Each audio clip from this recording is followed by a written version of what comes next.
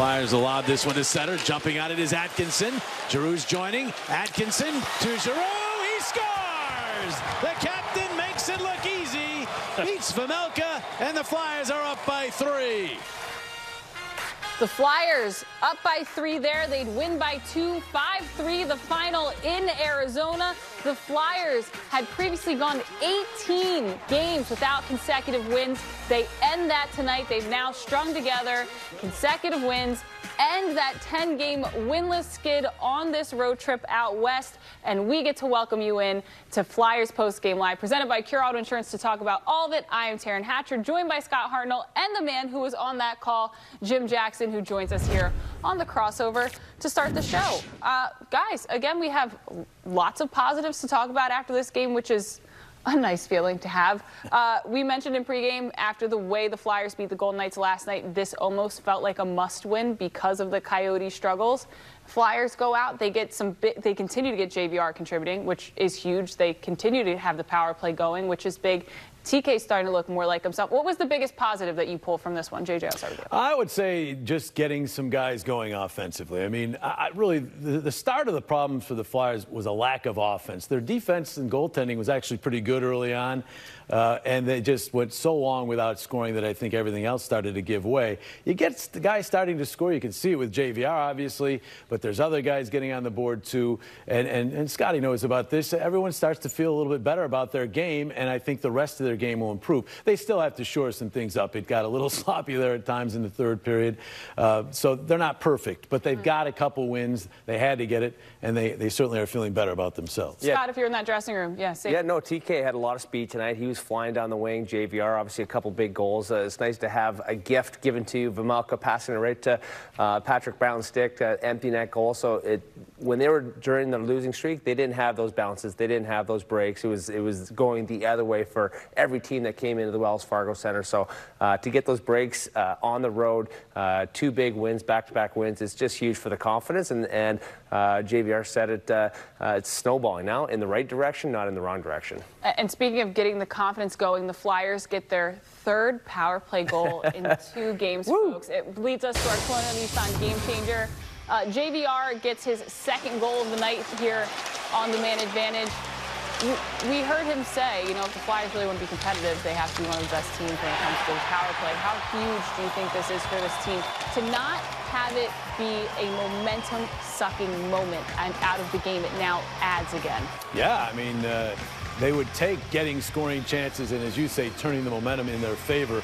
They're getting goals in the last couple of nights, and this is textbook JVR, obviously, right?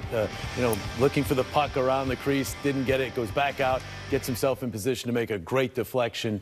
I mean, the Flyers have, in Claude Giroux, one of the top playmakers in the power play over the last decade in the NHL, in James Van Riemsdyk, one of the best at tipping the pucks and net front presence guys. In Keith Yandle, a guy who's run a power play his entire career. So they have the makings of a good power play. It's good to finally see it coming together, but obviously you've got to do it over a longer haul. But at least the signs of life there. JJ, sorry, just to budge in there, but just how hungry they were around the net. There was 3-4 guys right around the crease, getting the pucks back, retrievals, and then Yandle doing his thing. Yeah, well, Yandel's doing his thing. TK, no hesitation there. He just turns it, gets his body position right, fires it, and JVR, like you said, moving screens. So the thing that all the stuff around the goal is great, but just the stuff before the goal is what makes the goal happen. And how huge do you think it was? Because we saw the way the Flyers played against the Avalanche, and we thought, all right, they scored more goals. They're going to turn it around. They played the Devils. You know, they had a day off, and then they played the Devils the next day. And they couldn't make the most of playing an opponent that maybe they should be able to pounce on. Here, they did what they did in Vegas last night, and they didn't play down to their opponent necessarily. I know the last few minutes things got a little bit dicey, a little bit scary. But they were able to take advantage on the power play. They were able to generate chances. They were far from perfect, but they were able to capitalize on a game that needed to be capitalized on. They were. And again, and I talked about this the other day, they still haven't had a full practice with Mike Yeo. Yeah. So, I mean, he hasn't been able to implement a whole lot yet. What has happened is with a couple of wins, with the power play now clicking a little bit, you've got some of the confidence coming back, which they had to have. But he still hasn't been really able to work with his team. And Scotty, you know, the game day practices, you can do only so much. You need a full practice or two. He's going to get one finally on Monday, I believe.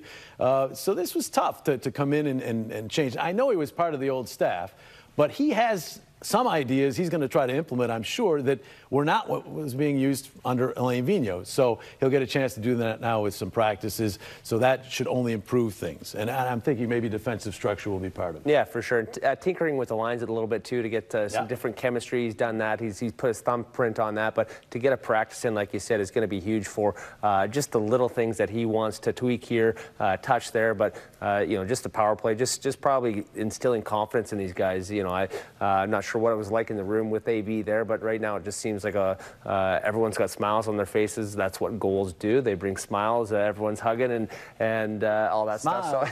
So we're smiling. Bring so smiles life to is the good. post-game show, Life is good. Sure. Yeah. All right. Well, Jim Jackson, we thank you for joining us here on the crossover, and as always for providing your invaluable insight to us. After a win, absolutely. Oh, it's great. I know. I'm sure Jonesy is just so sad that he couldn't be He's here already home. Are you kidding me? Oh, I'm sure. We're at like Wawa or something. JJ was on the call to start the show on the crossover here and actually just caught up with James Van Riemsdyk a few moments ago. Here's what JVR had to say. Second time we had a chance to talk today, and quite a performance. I know we talked about this. You know, you get the one. Does it sometimes lead to more? And it obviously did that here tonight. Yeah, for sure. I think for a lot of the year I felt pretty snake bit and getting some decent looks and just haven't been going in. So sometimes they come in bunches. So I'm just trying to, again, continue to get pucks to the net, make good decisions with and without the puck, and just try to play the right way and try to play winning hockey. JVR, the power play is starting to get going now as well. How important has that been over the last 2 wins? Yeah, that's been huge. I think for us to have success, I think the power play has got to be one of the top third of the league for us to continue to generate, and all the confidence that leads into your 5-on-5 game from that. So I think this unit that we have together now, we had together earlier in the year, and we had some good success. So now obviously we're getting some pucks to go in for us, and we just got to continue to build on that and make our reads and make plays for the team.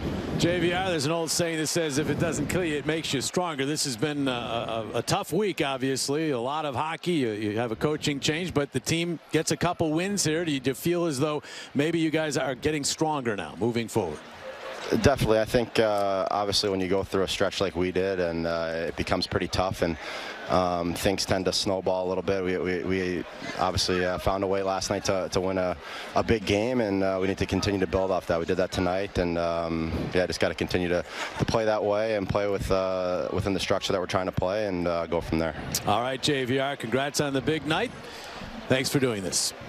Thanks, guys.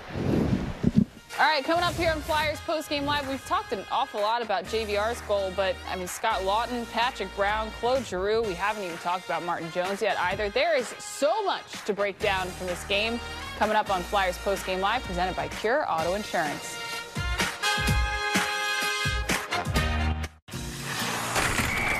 Flyers Postgame Live is presented by Pure Auto Insurance.